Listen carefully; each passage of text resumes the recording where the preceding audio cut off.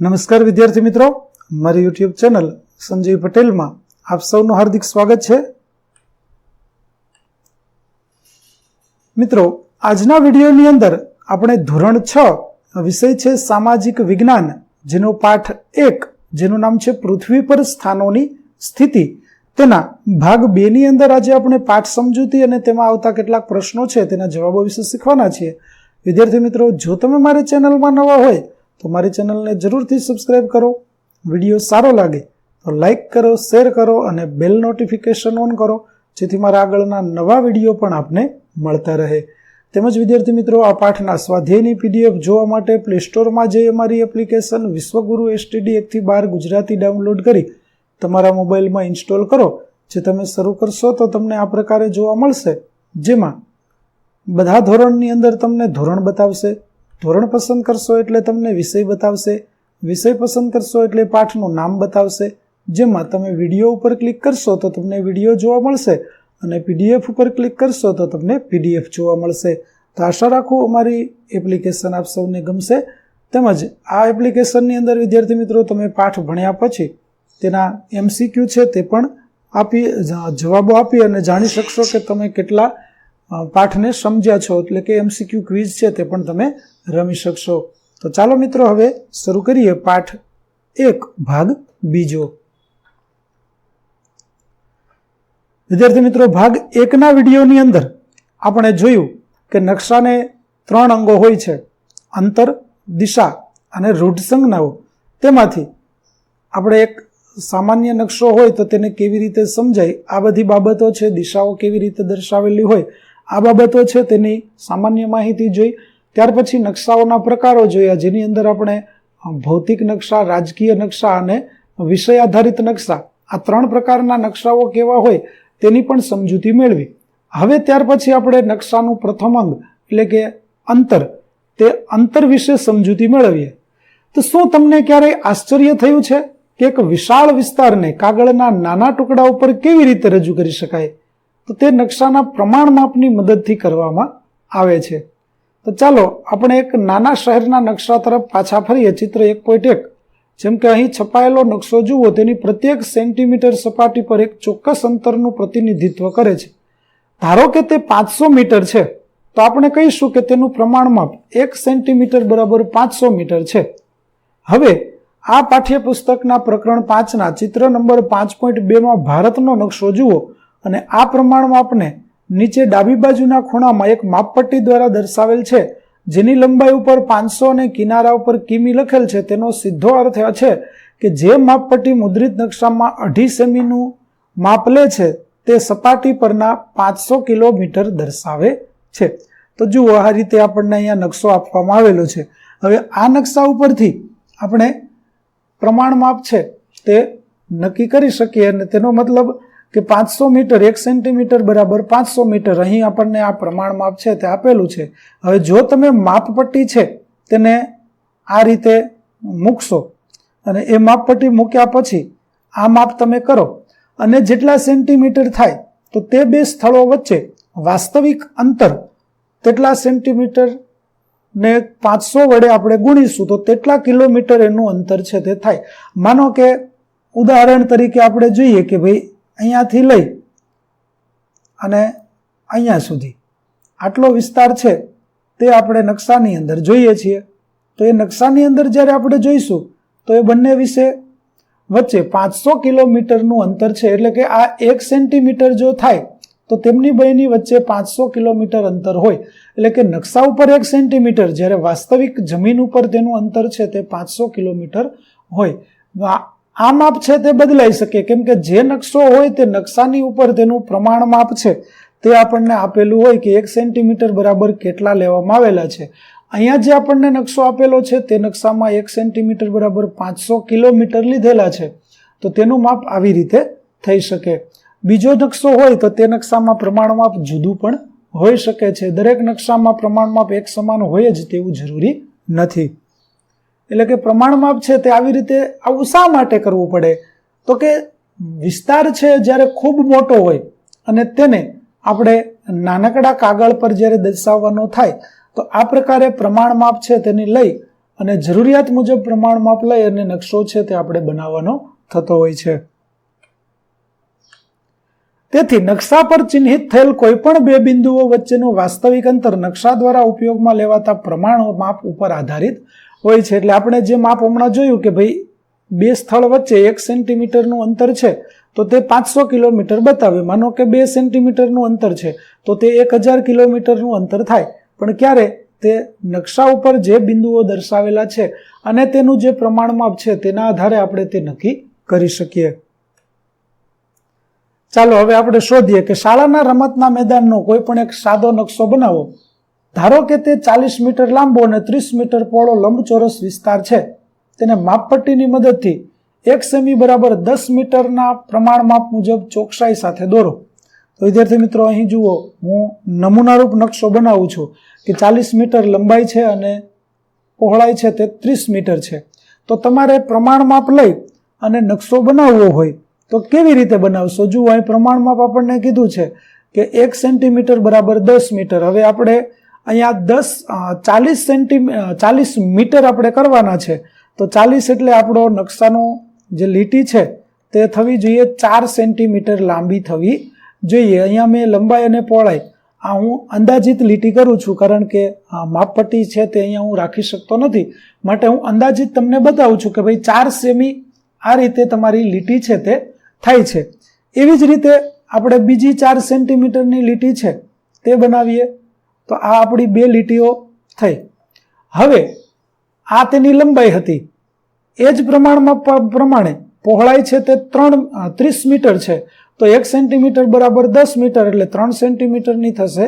30 મીટરની થશે 3 સેન્ટીમીટર. તો આ રીતે આપણે 30ની 3 સેન્ટીમીટર લાંબી પહોળી લીટી છે તે દોરીશું. વિદ્યાર્થી મિત્રો, તમે માપપટ્ટીની મદદથી દોરશો એટલે તમારો નકશો છે તે એકદમ ચોકસાઈ સાથે તૈયાર થશે.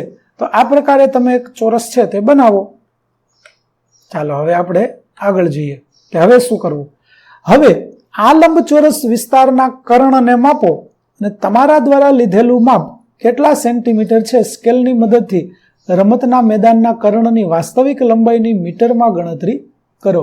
તો ચાલો તે ગણતરી કેવી રીતે આપણે કરશું. જુઓ, પ્રમાણ માપ છે 1 સેન્ટીમીટર બરાબર 10 મીટર. પ્રમાણે શાળાના મેદાનની લંબાઈ 40 મીટર, માટે 40 ભાગ્યા 10 બરાબર 4 સેન્ટીમીટર અને પહોળાઈ છે 30 મીટર ભાગ્યા 10 બરાબર 3 સેન્ટીમીટરનું માપ લીધું છે. હવે પાયથાગોરસના પ્રમેય મુજબ શાળાના મેદાનમાં લંબચોરસ વિસ્તારના કર્ણનું માપ 5 સેમી થાય અને વાસ્તવિક લંબાઈ 5 ગુણ્યા 10 એટલે કે 50 મીટર થશે. એટલે કે પ્રમાણ માપ ગુણ્યા કર્ણનું માપ કરીએ તો બંનેનું મેદાનની લંબાઈ પહોળાઈ તે વાસ્તવિક છે તે 50 મીટરનું થશે. જુઓ, આકૃતિ દ્વારા આપણે કર્ણને સમજીએ તો કેવી રીતે દોરાય છે. તો જુઓ, આ આપણું મેદાન હતું. લંબાઈ 40 મીટર અને પહોળાઈ છે તે 30 મીટર. તે મેદાન ઉપર આપણે આ પ્રકારે એક કર્ણ દોરીશું અને આ કર્ણનું માપ તમે કરશો તો એ કર્ણનું માપ છે તે તમને મળશે 50 મીટર. આ પ્રકારે આપણે આપણી મેદાન છે તેનું માપન કરી શકીએ. ચાલો હવે આપણને એક બાબતની અંતરની સમજ છે તે પડી ગઈ. હવે બીજું અંગ આપણે નકશાનું જોવાનું છે અને તે બીજું અંગ છે નકશાની દિશાઓ.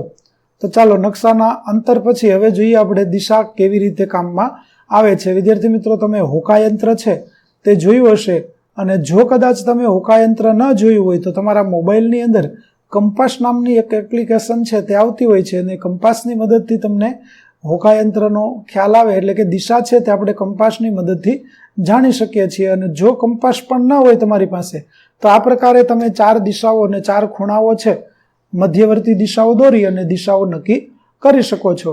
ચાલો આપણે નાના શહેરના નકશા ઉપર જમણી બાજુ આવેલ 4 તીરોને પાછા ફરીએ.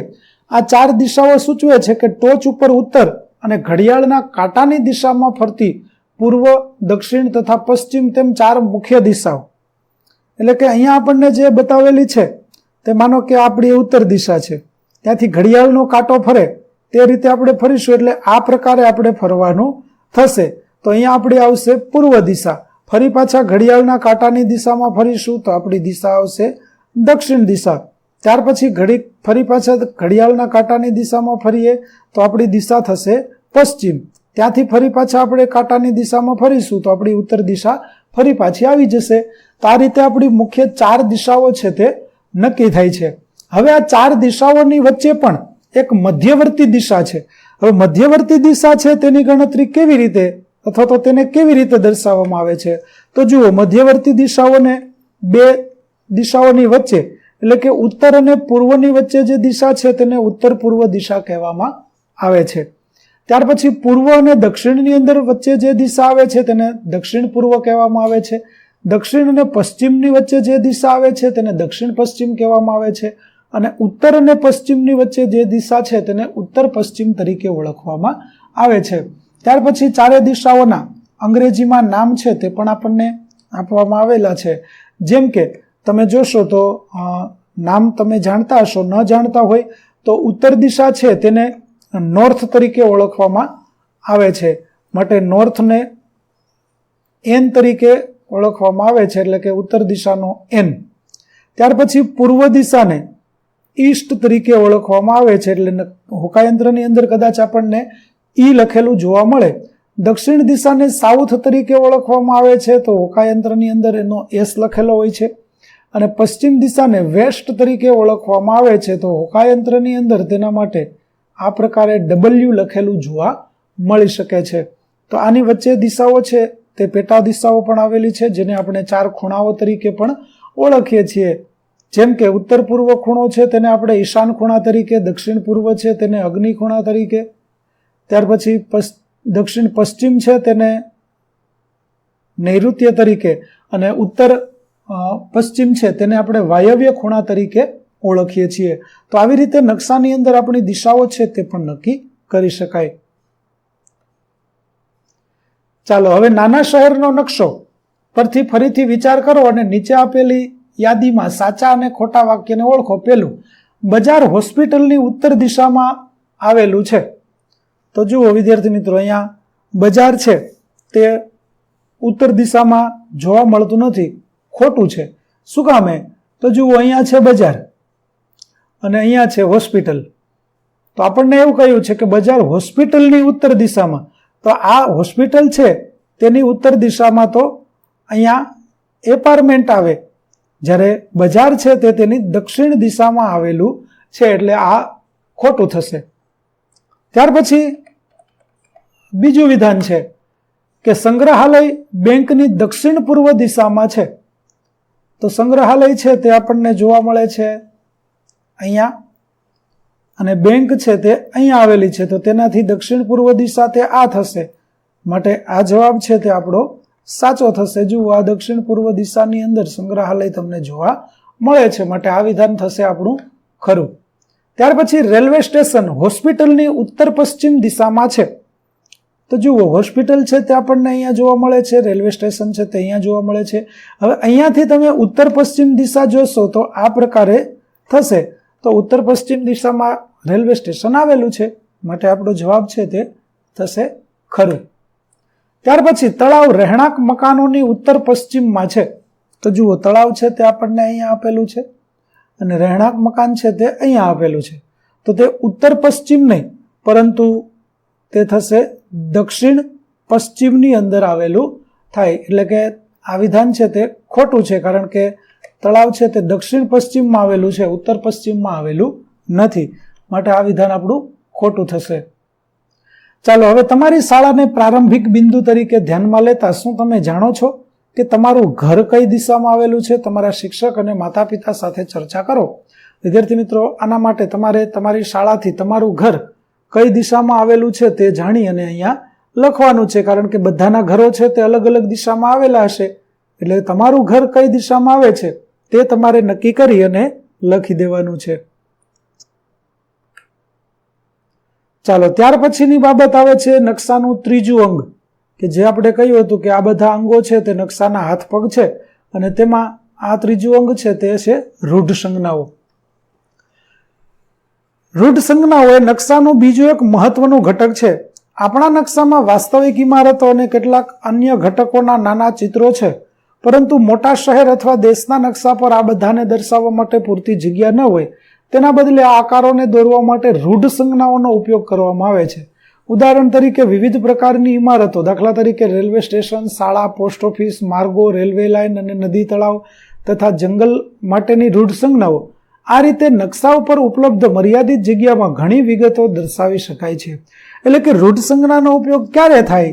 તો જ્યારે વાસ્તવિક મોટી જગ્યા છે તેને આપણે નકશામાં નાના સ્વરૂપે દર્શાવવી હોય તો તેના માટે આપણે રૂઢ સંજ્ઞાનો ઉપયોગ કરી શકીએ. સમજી લો કે આપણી શાળા છે, તે શાળા આપણે નકશાની અંદર બતાવવી હોય તો નકશા ઉપર આપણે આખી શાળા દોરીશું તો નકશામાં સમાઈ શકશે નહીં. તો તેની જગ્યાએ આપણે શું કરી શકીએ?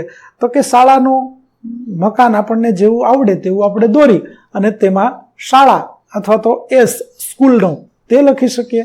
એવી રીતે પોસ્ટ ઓફિસ હોય તો તેને PO લખી શકીએ. એવી રીતે રેલવે સ્ટેશન હોય તો RS લખી શકીએ. આવી રીતે અલગ અલગ બાબતો, રેલવે લાઇન જો પસાર થતી હોય તો તેના માટે આપણે લીટી દોરી શકીએ.